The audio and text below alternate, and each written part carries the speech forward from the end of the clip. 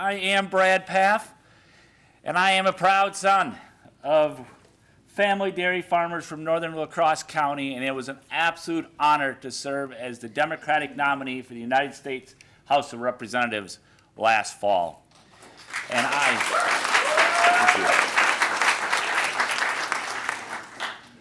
I love Jackson County. Jackson County has always treated me so extremely well. And I am proud of the work that all of us did last year in order to do our very best to try and keep this seat blue. I look in the room and I see friends.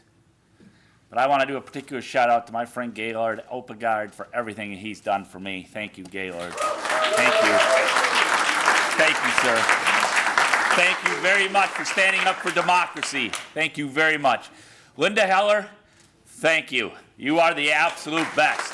Thank you for your leadership, your tenacity, your organization. Dr. Tom Walker, thank you, sir. Thank you for everything. Thank you for the work that you do and you continue to do. I want to be absolutely clear. The 780,000 people that call western and central Wisconsin home, the 3rd Congressional District, we deserve better than what we have right now. We have a member of Congress who doesn't share our values, does not share our recognition of sense of community, doesn't understand who we are and the communities we're from, doesn't share those values, doesn't understand what brings us together. Quite frankly, he lacks the temperament, he lacks the judgment, and he lacks the character to serve in the House of Representatives. He is a bully, and he has not changed Washington for the better. I am confident you will join me next fall in making sure that we get a Democrat elected to the U.S. House of Representatives to serve and to represent all of us in Congress. We deserve so much better than what we have right now. We deserve that. But I stand before you as a proud partner with Senator Jeff Smith to work with Governor Tony Evers to make sure that we can continue to move our state forward. As Senator Smith so eloquently described, the Republican legislative majority is built on quicksand. It is a house of cards, and it is ready to collapse. The Republican leadership in Madison right now is not leading. They are looking backwards. They are trying to fight yesterday's fight. They want to move 1/2 of our state's population back to 1849, and they have no plan to move forward. They are spending more time looking at the fall 2020 presidential election than they are about looking at the presidential election that will take place in 14 months. Everything is built on gerrymandered districts. They know it, you know it, the voters of this state know it. It will not last. It cannot last. But we have work to do, and together we will do that work. Because you see, the priorities of today's Republican Party in Madison are not the priorities of the working men and women of this state. They're not the priorities of the people here in Jackson County. Instead, they continue to reach out to special interest groups, out-of-state think tanks, to provide them with the ideas of what they should do in order to lead this state. That's not leadership. That's pandering to special interest. We had a state budget that was brought before Jeff and I in June that had a tax cut for millionaires. The vast majority of the tax cut wasn't for people like you and I, but it was for the very wealthy. And I want to be clear to you, I support tax reform. I want to make sure that we have an economy that grows from the bottom up and the middle out, and not from the top down. But I do not believe, and I know you do not believe, that a mechanic in Black River Falls that makes $45,000 a year should not pay the exact same tax rate as a multimillionaire from Waukesha County. That should not happen, but that is what was proposed. That is what was passed, and that is what Governor Evers vetoed.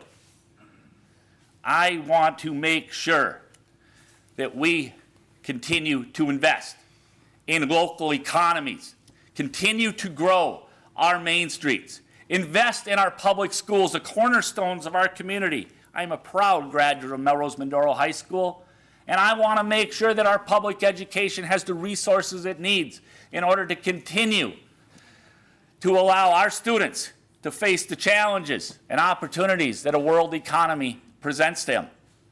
But instead, in Madison, the legislature is hell-bent to try and fully fund another education system. An education system that's not built upon the public education system. Now, don't get me wrong. I do believe that parents should have a right to send their children to where they think is best. But you do not do that by tearing apart our public education system. And that's where we see things happening. Dr. Cook brought up the fact that we need to take on the pharmaceutical companies, and she is absolutely correct.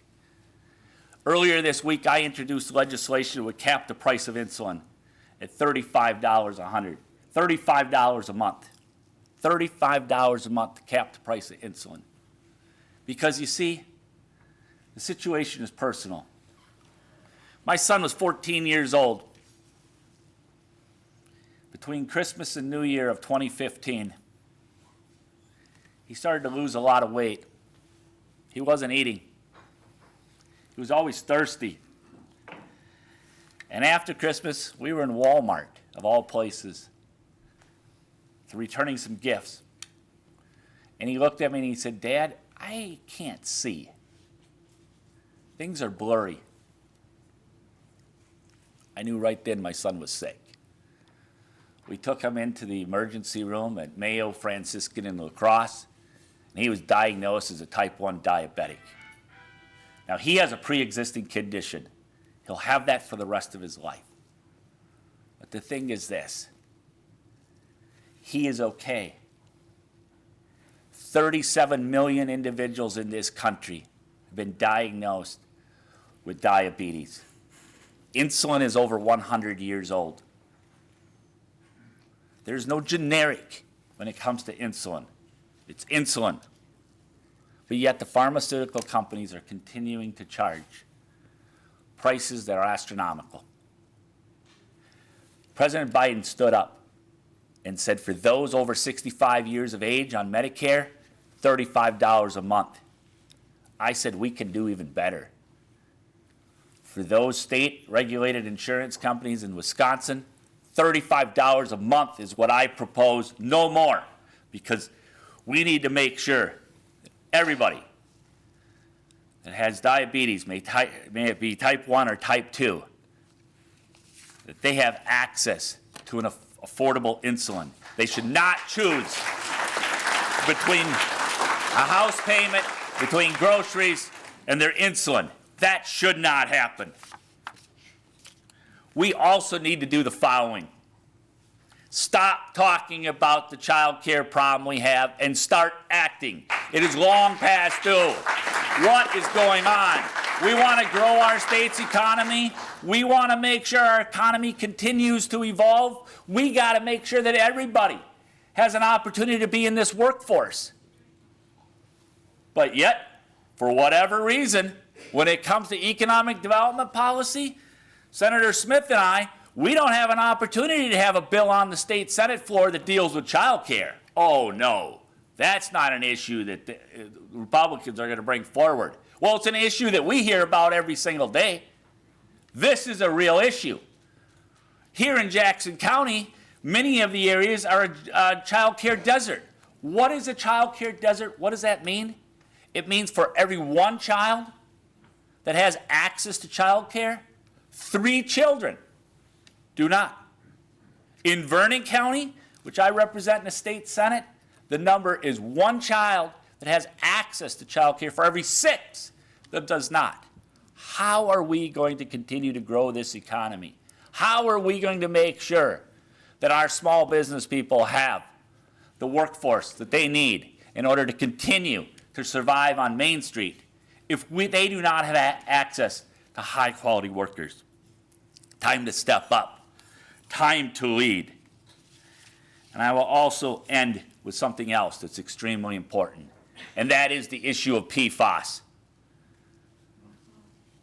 PFAS, a forever chemical, is in our water supply. In the town of Campbell, French Island, near the city of La Crosse, which I represent, hundreds of homes, hundreds of people cannot turn on their tap and get a drink of water because there's PFAS in that. Where is our legislature? Where is the leadership? Instead, you and I, as taxpayers, are providing bottled water to these residents.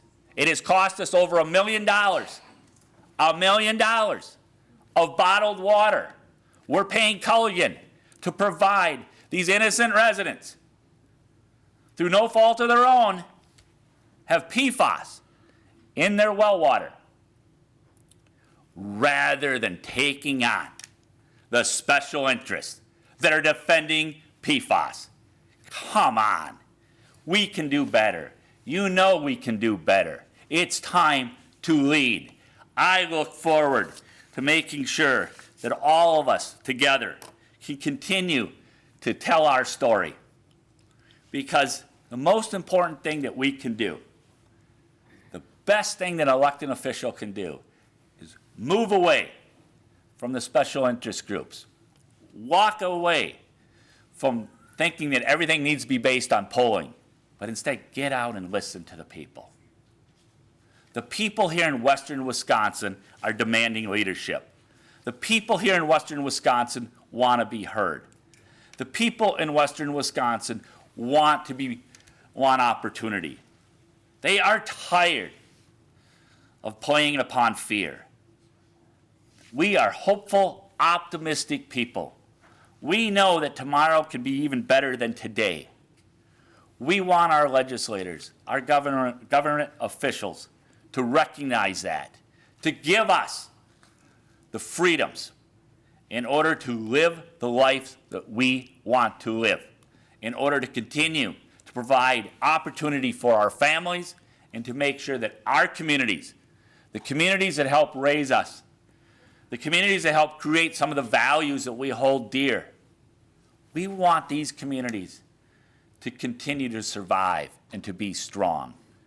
We do not need a gerrymandered legislature who's listening to out-of-date ideas from out-of-state special interest groups that's built upon a gerrymandered map to continue to hold us down. I ask you, Jackson County, join me, join Senator Smith. Let's make sure we elect a Democrat to the U.S. House of Representatives, and let's capture back the majority in the Wisconsin State Legislature. Thank you very much. I appreciate it. Thank you.